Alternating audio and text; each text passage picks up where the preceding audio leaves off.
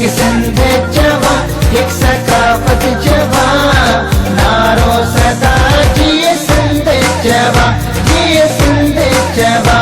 नाजरीन, अवामी न्यूज़ में ख़बरनि जो सिलसिलो जारी है। इन वक्त असीं तव्हांखे सुबुह देर में ख़बर ॾींदा हलूं त सुबुह देर लॻ government boys elementary school Mir Khan Shahani में अवामी न्यूज़ जे ॾिनल सॾु सिंध तो में सा असांजो तइलीम सां चाह असांजे सिरे हेठि जे हवाले सां सकाफ़ती ॾियारो प्रोग्राम मुनक़द कयो वियो। स्कूल में शागिर्द ऐं शागिर्दाणी रमज़ अली, सनम, फुरहाना, रानी अनोशा सकाफ़ती गीत पेश करे धरती खे भेटा पेश कई। सिंध जे बहितरीन फनकार फ़कीर अब्दुल रहीम मेमण, मुनीर मेमण पंहिंजे कलाकारी सां क़ौमी गीत जी महफ़िल खे चार चंड लगाए छॾियनि। इन मौक़े ते उस्ताद अज़ीज़ुल्लाह सोलंकी, नसरुल्लाह जामरो, अल्फत अली मला, मुमताज़ अली अब्बासी, अल्लाह ॾिनो हसबाणी, सिंध तो में साह असांजो तइलीम सां चाह असांजो जे सॾ ते 5 डिसंबर सकाफ़ती ॾियारो भरपूर अंदाज़ में मल्हाए अवामी न्यूज़ जे सरवाण अब्दुल रज़ाक राजपूत खे जस पेश कयो वेंदो ऐं सकाफ़ती रैलियूं कढी सिंध धरती माँ के लफ्ज़नि जी भेटा पेश कई वेंदी। मज़ीद खबरों और तफसीलात के लिए विजिट करें हमारी वेबसाइट www.awamiNewsHD.com।